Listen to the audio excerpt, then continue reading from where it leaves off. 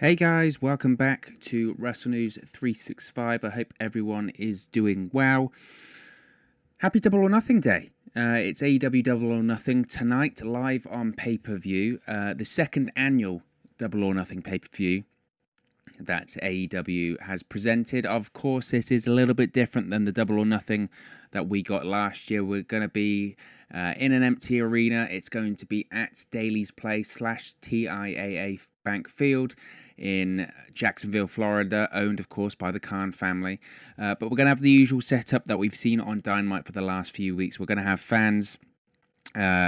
I say fans, wrestlers surrounding the ring as fans to give a little bit of atmosphere and a little bit of a crowd participation into the show. But it's going to be AEW's first attempt at an empty arena pay-per-view. Now, we've seen WWE obviously do WrestleMania, Money in the Bank. They'll be doing Backlash in this empty arena format and have a few cinematic wrestling matches. We'll get onto that shortly. But this is AEW's first attempt, so it's going to be interesting to see how they pull it off. I would like to think with the recent Dynamites that we've seen, I don't think it'll be a problem at all for AEW. They've done a few live Dynamites as well from Daly's Place recently, so it's just going to be a longer version of that, isn't it? But I'm looking forward to it. I think the card itself, obviously there's been so much going on in the world of professional wrestling and just the world in general over the last few months. And looking at the card, is it the card that we would have got without the situation that the world is in at the moment? I don't know. I really don't know. I think that's a really difficult thing to speculate and guess on because it's a solid card, but I don't know if it's the most... completely appetizing card we've seen from AEW present. But there are some matches here that I'm looking forward to. We have had the injury bug hit AEW, unfortunately, after that last Dynamite on Wednesday. So we'll get into that as well shortly. So the best thing to do, let's just get straight into the matches. There is going to be a 1 hour pre-show, I believe, a buy-in pre-show that they call it. And we're going to have a match on that pre-show, and it's going to be Private Party going up against the Best Friends, Chuck Taylor and Trent, along with Orange Cassidy at ringside, to determine the number one contender for the AEW World Tag Team Championship. Now, we haven't seen that much of Private Party recently, have we? I haven't seen much of them. We've seen them on Dynamite, especially these Daily Place shows, but we've only seen them around the ring. I can't remember off the top of my head the last time that we saw Private Party compete in the ring. You think back to those opening Dynamites, and they were all over those opening Dynamites, weren't they, in the form of the tag team tournament to crown the new first tag team champions. You had their victory over the Young Bucks, which I think has probably been their most memorable moment so far in AEW. So we haven't seen that much of them. We've seen quite a lot of the Best Friends on these empty arena Dynamite shows. In fact, I believe that those tapings that was at the gym in Atlanta, owned by QT Marshall, that the Best Friends were quoted by some sources in saying that they were probably the VIPs for those shows because I believe they competed like 5 times in the space of 3 hours or something along those lines. It was quite a marathon feat by them, which leads into my prediction quite nicely, actually, because I think the Best Friends come out with the victory here. And the reason I say that is just because we haven't seen that much of Private Party. It doesn't make a lot of sense, in my opinion, to have Private Party be the number one contenders for the tag team championships when we've just seen them surrounding the ring. We haven't seen them that much on television competing, whereas the Best Friends, we've seen a lot of them. They've had good matches. Chuck Taylor and Trent have been getting a bit of momentum in the tag team division. They're an overact, even though there isn't an audience there to be over with, but you get my point. And then Orange Cassidy, of course, will be ringside with them, but he will also be in the ladder match later in the show. So I think Private Party will get the loss here, unfortunately, and Best Friends will be the number one contenders for the AEW World Tag Team Championships, whoever the champions may be. We'll touch on that in a bit as well. So let's get on to the main card. Now we have Penelope Ford with Kip Sabian versus Chris Statlander. Now, this match is one of the matches that was hit by the injury bug. It was going to be Chris Statlander versus Dr. Britt Baker, DMD. But unfortunately, in the tag team match that was on Dynamite this past week, it was the women's champion Nyla Rose and Britt Baker versus Chris Statlander and Hikaru Tschida. And during the match, Tschida and Statlander picked up Nyla Rose almost into a bit of a Death Valley driver, an attitude adjustment, if you will, and sort of threw her into Britt Baker, who was in the corner. Now, after that, Britt Baker was never the same. She was very wobbly on her legs. She tagged out very quickly, and you had Dr. Andrews at ringside looking after her, and it didn't look good. Now, some people at the time speculated that this was just an injury angle. You know, Britt Baker, of course, is a heel, and they, ironically enough, before this injury, they were playing up that Britt Baker didn't want to tag in, etc., etc. So I think some people weren't sure about the true severity of the injury there, if it was real, if it was a work. Unfortunately, it wasn't a work. It is 100% legitimate. There's reports going around that she may have a torn ACL, which, if that is the case, she's looking at 6 to 9 months on the shelf, which is just a massive shame, isn't it? It's a huge shame for someone that, look, her AEW run hasn't exactly been perfect from the start. I think there was a lot of expectations that Britt Baker at the start was going to be the big main babyface of the AEW women's division, and that just didn't happen. She didn't get over with the audience, and her babyface character was just felt a bit bland. But ever since she's turned heel, ever since she's developed this role model persona, she had the relationship with Tony Schiavone, she's had the promos with Tony Schiavone, the disses, all of that stuff, really ever since, I would say, that Jericho Cruise show earlier this year. She had the promo with Tony Schiavone on the Jericho Cruise, took the mick out of him for working at Starbucks, took the mick out of him for the way he looked, etc., etc. And ever since then, she really hasn't looked back. She's had great matches on Dynamite. Her promos have been great. Her persona gets better and better every week. And her promos and vignettes have been one of the things that I've really been enjoying on Dynamite. So for her to go down with an injury now is just a massive shame. And it's really not needed for the AEW women's division, because quite frankly, that is probably the real part of AEW that is the worst part. It's the part that is struggling, is the women's division. I don't think it's as bad as it was. I mentioned the other day on social media at 365 Wrestle, if you want to follow there, that I do think it's improving. I think the matches are getting better, and I think the characters are getting better, but they're still 3 or 4 major stars short of being able to compete with the likes of NXT or WWE in terms of having a real stellar women's division. So to lose Britt Baker at this period of time is a real blow for AEW. And look, Britt Baker versus Chris Statlander match, I don't think was going to steal the show or anything like that. But to replace her now with Penelope Ford against Chris Statlander, the match just really doesn't do anything for me now. I'm sure the match will be fine. But again, it just doesn't do anything for me at all. I think Chris Statlander will come out the winner here. I don't think she would have if she was facing Britt Baker, as I think Britt Baker would need the win more and is the bigger star there. But I think Chris Statlander will defeat Penelope Ford here. We've spoken about briefly the match on the buy-in, Private Party versus Best Friends. I personally, now that we have this injury news about Britt Baker, I would have swapped it over. I would have said maybe we have this women's match on the pre-show and then have Private Party versus Best Friends, maybe to open the pay-per-view or something like that. Who knows? But that's not what they're going with. But I think Penelope Ford will unfortunately lose this one, and Chris Statlander will be the winner.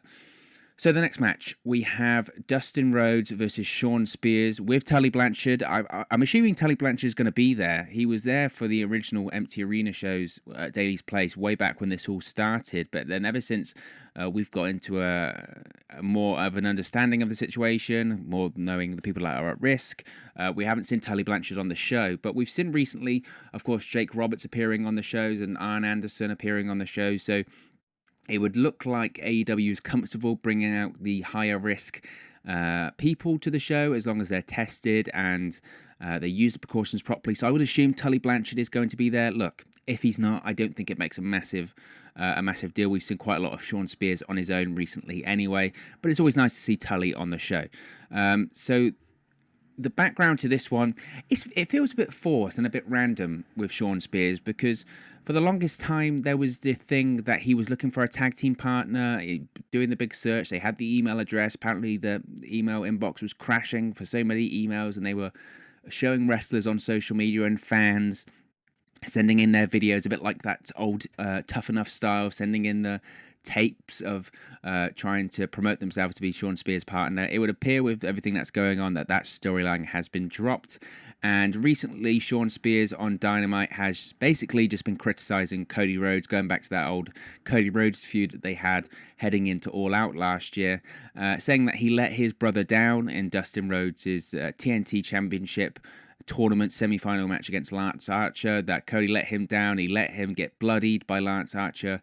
And even last week on AEW Dynamite, they had was it SNN? It's a parody of CNN. It's similar to the Randy Orton CNN parody back in, when was it, 2002, 2003?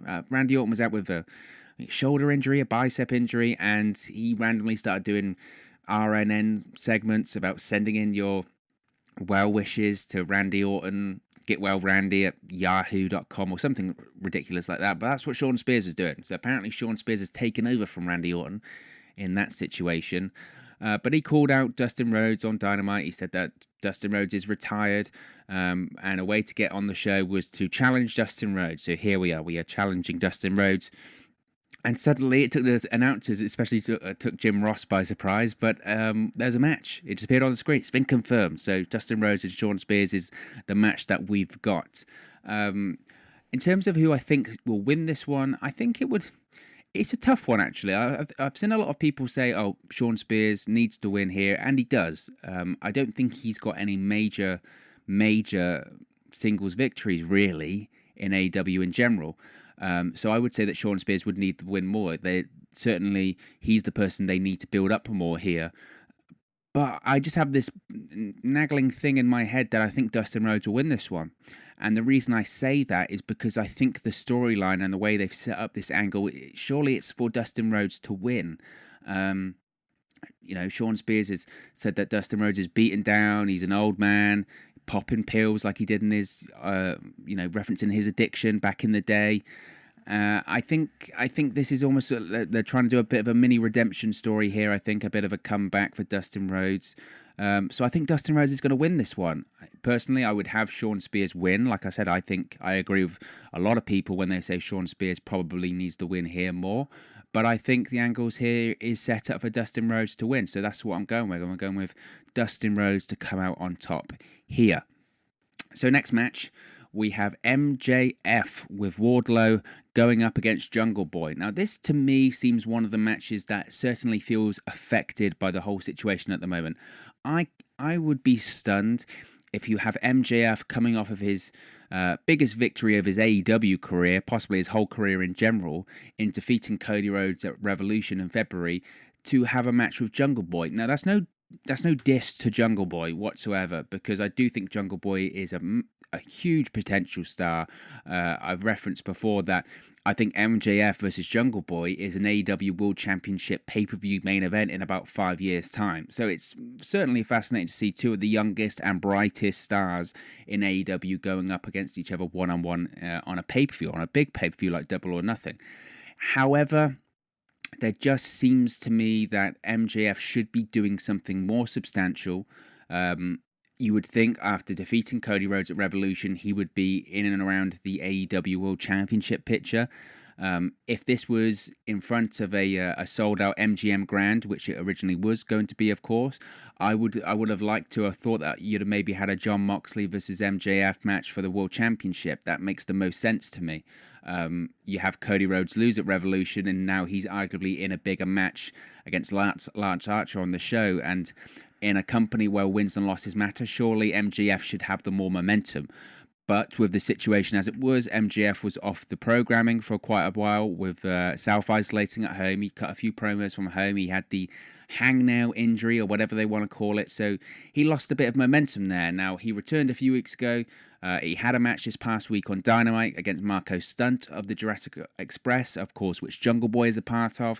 So, look, he's building that momentum back, and I think this match will do quite a lot to protect him as well. And like I said previously, it's interesting because I do think it's a feud that they're going to revisit.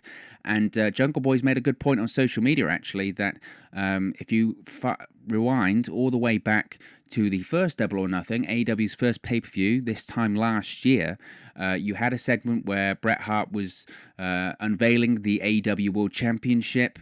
You had Hangman Adam Page in the ring at the time. Who interrupted them? It was MJF. And then during this segment, the segment ended with Jungle Boy, I believe Jimmy Havoc as well, maybe someone else. But Jungle Boy was there to confront MJF, and they chased him out of the arena. So it's interesting to see that 12 months later, we're actually having a match between the two, and they're revisiting this issue. I'd have liked them to sort of reference that more on TV, and they haven't really done that. That was something that Jungle Boy himself referenced on social media. But I think it'll be a good match. Jungle Boy has so much potential, and so does MJF, two of the hottest young talents in professional wrestling right now. But I think MJF wins this one. Jungle Boy's win-loss record in AEW is not stellar at all. I mean, if you go back and look at it, I don't have it off the cuff here, but I know for a fact it's not stellar at all, whereas MJF's is pretty strong, especially coming off the Cody victory at AEW Revolution. It just doesn't make any sense for MJF to lose here for me. I think he'll continue this momentum, and then hopefully we get a Jon Moxley MJF World Championship match later on down the line. I think that's a feud they certainly need to visit. And look, I think MJF, people are going to say he's young. Is he ready for a World Championship shot? I absolutely think so. I don't think age matters here at all. So I think MJF keeps up his momentum here, and I think he defeats Jungle Boy. Maybe with a bit of help from Wardlow. That's how he's been winning his matches. But I certainly think MJF will come out the victor here. So next, we have the AEW Women's World Championship match. It's a no disqualification and no count-out match between the champion, Nyla Rose, versus Hikaru Tschida. Now, this is, again, a very interesting one. I do think this is one that this was the direction that they were going to go with anyway, prior to the whole pandemic. I think, look, I'm a massive fan of Nyla Rose. I really am. And I've been very vocal on social media about how I think she should have been the first AEW World Champion in the women's division, because I just don't. Rio never connected for me, and I get people saying, the Cinderella story, the underdog champion. I think, look, I've been really critical of the AEW Women's Division, and I think a way that I would have booked this from the start is I would have had Nyla Rose win the championship and be the first champion. Then you just have her, dominate, and then dominate and dominate and dominate, even beat some former legends like the likes of Awesome Kong, like the likes of Aja Kong. I get those matches aren't really possible at the moment, but that would have been the plan for me starting off. And you build up this monster as this big star in the women's division that you can initially build it around. And then whoever is the babyface to finally topple Nyla Rose is this mega star that you've created homegrown in your women's division. And that would have been, I think, the best way to do it. We know, of course, AEW hasn't done it that way, and the women's division has been a bit of a flop so far, but I'm looking forward to this one. Hikaru Tschida has great matches. She's been the number one ranked contender for the AEW Women's Championship for how long now? It feels like forever. I think it's like 8 weeks or 9 weeks or something ridiculous, and she hasn't had a shot at the title. So thank God, to be honest, that she is getting a title shot now. We had a spot on Dynamite that, again, this really confused me. This, you had the injury to Britt Baker on Dynamite in this match, but the finish here also was Nyla Rose pinning Hikaru Tschida. She pinned her with the Beast Bomb, and the first thing that went off in my head is, okay, why is she going to have a problem with her at the weekend now? She's already pinned Hikaru Tschida, so the stakes of it had kind of been diminished a little bit. I wouldn't have had Nyla Rose pin Hikaru Tschida.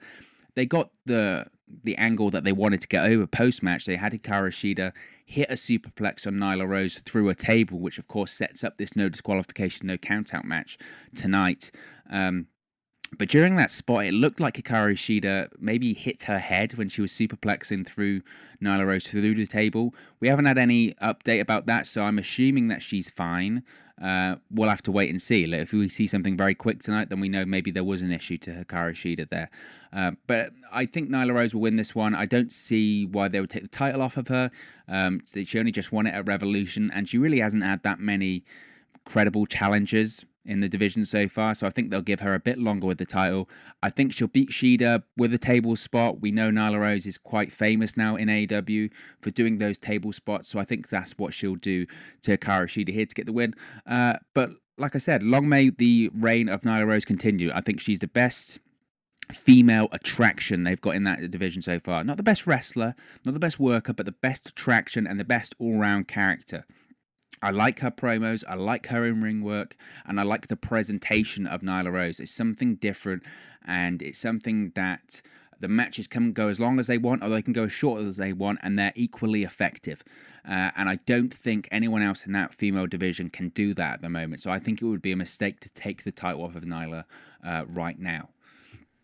So the next match, we have the Casino Ladder match, and the winner here will get a future AEW World Championship match. Now, this is replacing the Casino Battle Royale that they had last year at Double or Nothing, which got quite criticised, to be honest. They've done the whole Casino Battle Royale version a couple of other times, but I think due to the social distancing measures and due to having so many people in one place at one time, they've gone with a ladder match this time round. And to be honest, though, there's still a lot of people involved. We have 9 competitors here. Then you have the referees and the doctors, the ring crews. And look, there's still going to be a lot of people there. So I don't think... I think it does prevent having 20 people in the ring at one point, but there's still multiple people involved here. Let's not get that confused. So the competitors we have so far, we have Darby Allin, Colt Cabana, Orange Cassidy, Scorpio Sky, Kip Sabian, Frankie Kazarian, Luchasaurus, a mystery opponent, and Joey Janela. Now, originally, we had Rey Fenix in this match, but unfortunately, look, that episode on Wednesday, that Dynamite episode, was cursed. We had a Rey Fenix spot post-match after his match against Orange Cassidy, whereby he made a springboard outside the ring. Now, I've seen some people criticize, say maybe Rey Fenix, he kind of went up in the air and didn't go as far as people thought he was going to go. I think that's harsh on Rey Fenix. Look, nobody caught him. That was the problem. Nobody caught him at all. He hit the floor so hard, it looked like he maybe, broke a rib, maybe had a hip injury, a leg injury. He looked in rough shape, and that spot and that bump looks rough. And Rey Fenix wasn't the only one that didn't get caught. Now, I think that this is a good point to mention, and I haven't seen many people mention it. Rey Fenix made the dive to the outside of the ring. He didn't get caught. Colt Cabana came out. I think he hit a moonsault or something like that. He barely got caught. And then Orange Cassidy did a bump to the outside of the ring. He barely got caught. Now, that's not filling me with confidence heading into tonight's ladder match. If nobody can catch anyone, you go into a match where there's going to be a lot of catching involved here. I've been critical before of saying, can we, leave the spot of they're fighting, jump to the outside, everyone catches them spot. But I don't think we should just abandon the catching part of that. Let's work safe. Okay? Jeez. But, look, it's going to be a complete cluster match, a high spot match. You look at some of the competitors in here, it's not full of high flyers. Let's get that out of the way. You've got a Darby Allin who's going to do some crazy stuff. You've got Scorpio Sky who's going to do some crazy stuff. Joey Janela's going to do some crazy stuff, but I'm not going to say he's a high flyer. But then you've got Cabana, Cassidy. You've got a comedy element to that match. That's just inevitable with those people in that match. So if that's not your taste, maybe that's going to annoy you in this match. And then you've got Kip Sabian. I think he's going to do well for the exposure in the match. Frankie Kazarian, I think, is going to be the glue, really, for this match. He's the experience in there to hold this together. And then you've got Luchasaurus, who's going to be the big guy. I quite enjoy big guys in ladder matches. I've always been a fan of, in the Money in the Bank matches, when you had a Kane in there, or when you had a Big Show, or something of that ilk, Mark Henry. I think it's interesting because it just doesn't fit properly. But that's good. That's good. That's different. That differentiates yourself from the other competitors in the match. The problem is sometimes with ladder matches, when you've got the same kind of superstar or same kind of wrestler, where it's, just high flyers. That's great, but you need diversity. You need something different in the match. It makes it different. It allows you to tell a story that ebbs and flows a lot nicer than just high spot. Now, that's not to say this match won't be just high spots, because it's going to be a lot of it. But I think having people like Luchasaurus, having people that are more grounded in comedy, maybe like a Colt Cabana or an Orange Cassidy, gives you something different and gives you the lull you need before the high spot. So I'm looking forward to this. I think it'll be a good match. It's interesting to see how it will compare to the Money in the Bank matches we've just seen from WWE. They decided, of course, to do those Money in the Bank matches cinematically. We did see a regular ladder match at WrestleMania prior to that, so it'd be interesting seeing how they compare. But also, a lot of people are talking about who is the mystery competitor. We have 8 confirmed participants for this ladder match. Who is the 9th? in this ladder match. Now, a lot of people are saying it's likely to be a former WWE star. Obviously, we've had the mass release of WWE talents the last month or so, but people mentioning the likes of Rusev, people mentioning the likes of Zack Ryder coming in here. I don't think it will be them. I mean, I could be wrong, but we don't know off the top of my head. We don't know the situation when it comes to non-compete clauses with those people. We don't know. Look, they were released from their contracts. When you're released from your contract by WWE, there's a lot of the time you have a 90-day non-compete clause on there. So I don't think that a Zack Ryder or a Rusev will be allowed legally to appear at the event tonight in the ladder match. So I would say that's unlikely.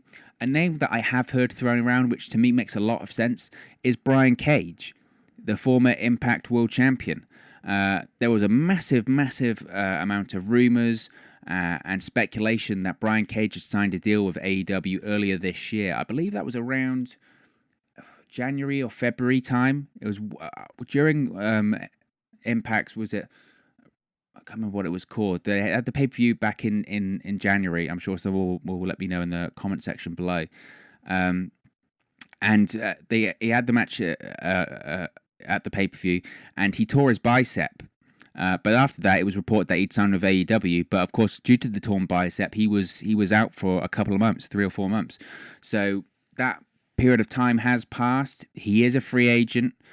His wife had denied that Brian Cage had signed with AEW, but look, the people have kind of forgotten about that story. Brian Cage has slightly disappeared into the background, so I think Brian Cage is likely. I think Brian Cage is likely, and I think it would be a really good signing for AEW. I believe I made a video on this when the news was being reported, because he's not a WWE guy. He's something different. He's got a great look. He's got a really great look. People can make all the references they want to, all the allegations from wellness policy and blah, blah, blah. But I think he's got a great look. He can talk. He can work. There obviously are issues about injury prone. He's had a few injuries in Impact. He had a back injury when he won the world title. Obviously, this bicep injury. Is that due to his size? I don't know. But look, I think he'd be a great pickup for AEW. And I think it's certainly possible that Brian Cage is this mystery guy. And I think the mystery person, whoever that may be, will win the match and gain that future AEW World Championship opportunity. Now, they haven't mentioned if this is a Money in the Bank style match. Is there going to be a briefcase hanging above the ring? Can they cash in this World Championship opportunity when they like? I believe, did they mention there was going to be like a casino chip hanging above the ring? So I don't know if it's a case of they can cash in their chips whenever they want. I don't know. I'm sure we'll get more information about that tonight as they're explaining it as the match is happening. But I think Brian Cage is going to be the mystery competitor. The only other name I have heard thrown around, now this would certainly set social media on fire and would certainly be something interesting and out of left field. Now, we mentioned the WWE stars that couldn't compete or are unlikely to compete due to the non-compete clauses, the likes of the Rusev, Zack Ryder, etc., etc. Now, that isn't the case. The non-compete clause is not the case when a contract has expired. Look at a Matt Hardy. He was able to jump straight over to AEW because his contract expired. There is no non-compete clause. Someone whose contract has just expired from WWE is a Drew Gulak. Now, could Drew Gulak really surprise the professional wrestling world and jump to AEW? We just saw him on WWE TV only 2 weeks ago. That was the surprising part of his departure from WWE, was that he was on TV. No one really knew about his contract expiring. Next thing you know, Drew Gulak's gone. He was the mentor to Daniel Bryan. He even wrestled in the Intercontinental Championship tournament. He had the stellar match in February at the Elimination Chamber in his hometown against Daniel Bryan. So for him to be able to jump over to AEW, if he were to do that, if he were to come in here, win this ladder match, and have a World Championship opportunity, that would be huge. That would be huge. Now, it wouldn't be like, oh, it's a huge name. Drew Gulak is a massive name for AEW. But Drew Gulak would be certainly being talked about. He would certainly be a commodity. And it would put Drew Gulak in the best opportunity and best position of his career. So, will it happen? I don't think so. I'm still going to go with Brian Cage, but it's something to think about. It's something to think about, and it certainly would be something out of left field that we didn't see coming. We certainly didn't see coming. So next, we have the Stadium Stampede match. Arguably the match I'm most looking forward to on the show, maybe with the TNT Championship Finals. We have Matt Hardy and the Elite, which are the AEW World Tag Team Champions, Hangman Adam Page, Kenny Omega, and the Young Bucks going up against the Inner Circle, comprised of Chris Jericho, Jake Hager, Sammy Guevara, Santana, and Ortiz. Now, this match is, I mentioned, it's the one I'm looking forward to the most. It's taking place in TIAA Bank Field, the home of the Jacksonville Jaguars, owned by the Khan family. I believe this is going to be the match that is the cinematic style match of the evening. Now, it might not be completely cinematic, it might just be a case of it's taped. But it was taped last night, I can confirm that. It was confirmed to be taped last night on the Friday in Jacksonville, inside the stadium. I believe they have a AEW ring set up in the 50-yard line, but this match is going to take place all over the stadium. That's what they're saying. It's going to be pinfalls, count anywhere, all over the stadium. It's a big stadium, okay? There is so much that can happen at that stadium. It can hold 67,000 people, or it's expandable to up to 82,000 people, okay? That's a WrestleMania size stadium, okay? And you're going to have one match that's going to take place across all of it, okay? So that makes me think that because it has been taped, that it is going to be a cinematic style match, because it's going to be, surely, to get all that you want to get in all the different parts of the stadium, there's going to need to be a lot of cuts, and a lot of stops, starts, resets, etc., etc. So I think it'll be cinematic style, especially if you consider the workers in it, the Young Bucks, the Matt Hardys, Chris Jerichos. Certainly wouldn't be afraid of doing something cinematic like that, something different, something unique. So I think it'll be cinematic, but hey, we don't know. We really don't know. So I'm really looking forward to it. We're going to see so many crazy stuff. We might see the rise of Vanguard 2. We're certainly going to see some crazy stuff from Matt Hardy. I wouldn't be surprised if he dipped in and out of multiple personas again. Definitely we'll see that. I think we'll see the combination of this will they, won't they heel turn with Hangman Adam Page and Kenny Omega. Even on Dynamite on Wednesday, when Hangman made his return, we saw that he was still distancing himself from the Elite. I mentioned it on a video I did earlier this week. A lot of people are speculating that this would be the time for Hangman to really turn heel and leave the Elite. I still think we could see a heel turn from Kenny Omega and the Young Bucks against Hangman Adam Page, against Matt Hardy. The Elite fracture off into just the original Elite that we used to see in New Japan of Kenny Omega and Matt Jackson and Nick Jackson. Then you have a heel Kenny Omega to face Jon Moxley at All Out in September. I think that's definitely a possibility. I wouldn't rule that out. But hey, we might not see that on this show. But I'm certainly expecting to see a lot of craziness. A lot of people have also speculated, could this be the opportunity if we don't see an Omega and Bucks heel turn, that we see FTR debut in AEW, the former Revival. Of course, we know that it's been speculated, almost always inevitable at this point, isn't it, that FTR, the Revival, will end up in AEW. They've been linked to have a match, or wanted to have a match, with the Young Bucks for the longest time, and now that they have been released from WWE and they don't have a 90-day non-compete clause, that was part of their deal to get released, that a match versus Nick Jackson and Matt Jackson is definitely a possibility and almost a certainty in the future. It's just a case of if, not a case of if, but when the FTR sign with AEW. So this could be the moment. We could see a situation where Matt Jackson and Nick Jackson are beaten down on, I don't know, Chris Jericho, and then suddenly FTR come in and they brawl with the Young Bucks and they take them away. Or they hit the Shatter Machine in the ring and that's how Chris Jericho gets the finish. Who knows? But I certainly wouldn't rule out an FTR appearance here. So for that reason, I'm going with the Inner Circle to win this one. I think they need the victory more.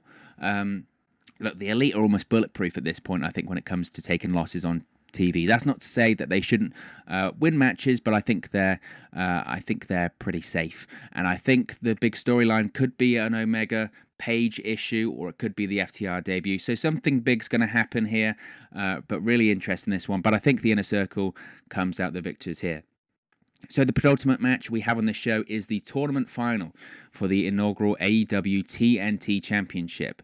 We've had the quarterfinals, semi-finals, and now we have the final between Cody, who has Arn Anderson and Brandy Rhodes in his corner, against the Murder Hawk Monster himself, Lance Archer, with Jake the Snake Roberts in his corner, and we have Iron Mike Tyson returning to professional wrestling to present the winner with the AEW TNT Championship and sort of work as an outside enforcer, similarly to his role at WrestleMania 14 between Stone Cold Steve Austin and Shawn Michaels. Now, again, with the Stadium Stampede match, this is probably that match, and this match, the match I'm looking forward to the most on this show. I don't think the main event is really truly the main event, but we'll get into that in a second. I've enjoyed this tournament. I've enjoyed this feud. I've really enjoyed having Jake Roberts back on my TV screens. People have been a bit critical to say that was he taking things too far when it comes to the Brandy Rhodes style of the story. It's a heel. He's a heel. This is a work. It's professional wrestling, okay? You don't watch Breaking Bad and get really annoyed when Gus Fring kills someone, okay? You don't go, oh, it's terrible. How could they put that on TV? Because it's not real. It's a TV show. It's entertainment. And I know that annoys people with professional wrestling because the thing is with professional wrestling, it lives in that weird quasi land of being both wanting to be considered a reality a shoot and also could be considered an entertainment. You can't have both, okay? I look at it purely as an entertainment point of view, and I've loved Jake Roberts' work. I think his promos have been great. I think his mannerisms have been great. He's this slimy, sinister, downright dirty heel, and I think it's great. Cody Rhodes, they had that weird segment the other week after Jake had, put the snake on Brandy and sort of looked over her, shall we say, in the ring. And the following week, he had Cody Rhodes come out with him in a truck and sort of brawl with Lance Archer. It didn't work. It just was a segment that was a miss. Look, I respect him for trying, but that segment just didn't work. What I did really enjoy was Arn Anderson and Jake Roberts face-off this week on Dynamite. I thought their promos were great. It made me interested even more in the match. Arn Anderson dropped a few points in there. He said that Mike Tyson would be acting more as an enforcer as opposed to just presenting the championship to the winner. He teased hitting Jake Roberts with a spine buster, so maybe we'll have Jake Roberts take a bump at the show. And he also said that Mike Tyson can get involved if he wants to too. So what I think that they're going with this one, I think they're going for the Sports Center moment with Mike Tyson. We've seen Mike Tyson at the moment.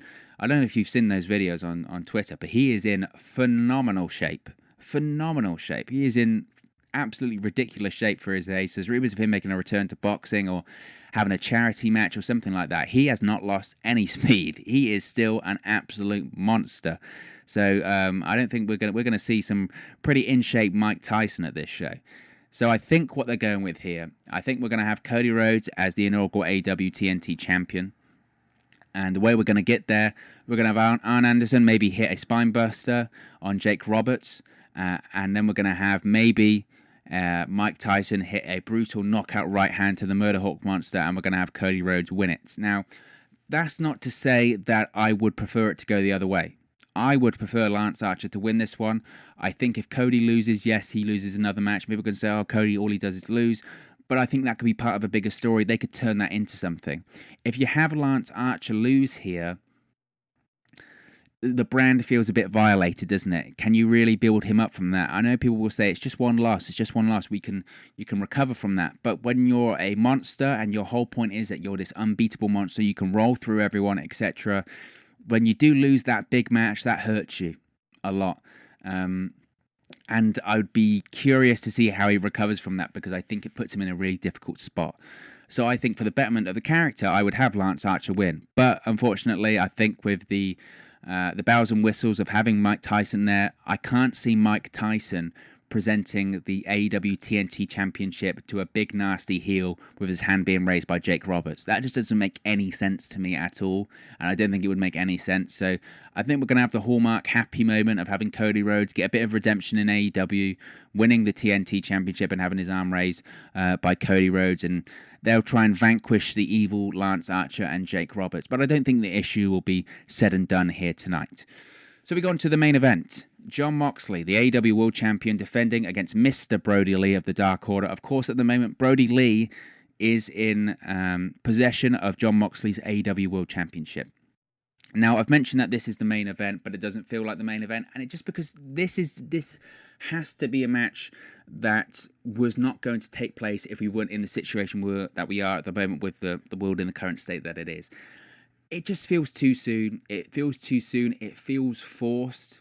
It's the biggest match of Lee's career without a shadow of a doubt. Brody Lee came to AEW for opportunities like this. He never got this opportunity in WWE. He wanted to prove that he is better than Vince McMahon saw him. But it just doesn't feel right. I don't think Brody Lee has had enough time to develop as a character in AEW so far. I've enjoyed his promos. Some of the vignettes that the Dark Order have done are good, and they're better than the Dark Order that first started out in AEW. That's for damn sure. But you haven't seen Stu Grayson or Evil Luna on TV that much because they've been isolating. The match itself, like I said, it was only really announced a couple of weeks ago, so it feels rushed, it feels forced. And I don't see anything but a Jon Moxley victory. And I think, again, a bit like with the Lance Archer thing I said a minute ago, that it just feels like a loss here would hurt Brody Lee. You've built him up as this unbeatable heel, monster, this smart psychopath of this big cult-like faction, and he loses straight away to Jon Moxley. But look, Brody Lee isn't going to win the World Championship. I'd be stunned. I would be stunned if they did. It's been in the works for a long time that Moxley would be champion. He's had a couple of defenses so far, which, again, haven't been amazing. They haven't been bad, but they haven't been amazing.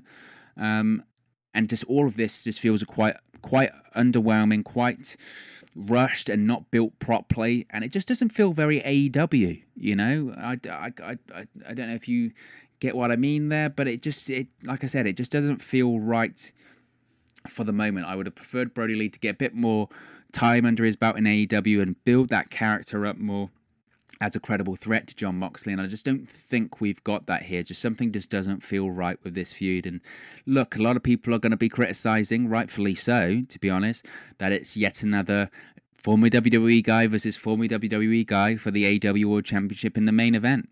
You've seen Jon Moxley against Jake Hager, Jon Moxley versus Brody Lee now, Jon Moxley versus Chris Jericho. It's WWE guys. It's WWE guys facing WWE guys. Chris Jericho versus Cody Rhodes.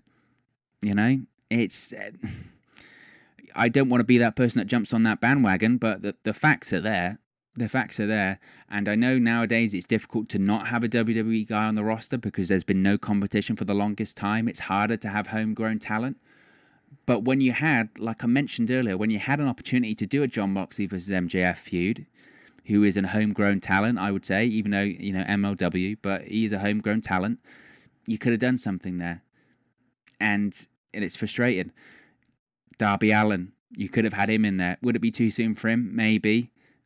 But it'd be something different. It'd be an AEW homegrown talent. But again, we have former WWE guy versus former WWE guy. And AEW is walking a very, very, very fine line with this. And we've said this for the last few months. Once you start doing this former WWE guy versus former WWE guy, you go down the same path of a WCW. You go down the same path of a TNA. That's just what they did. And it was a problem. I mentioned it with this Casino ladder match earlier in the show. If you bring in a Zack Ryder, if you bring in a Rusev, it's a WWE guy, they win the match. Hey, that's another WWE guy in the main event. You start looking like TNA. You start looking like WCW. It's difficult to avoid, because you look at it and you go, it's a name draw, they're recognisable, they're fresh off TV, people know them. But at the end of the day, they did get released by WWE. Now, obviously, there's extenuating circumstances, but there's a difference between being released and letting your contract expire, like you have with a Jon Moxley or a Matt Hardy or something like that.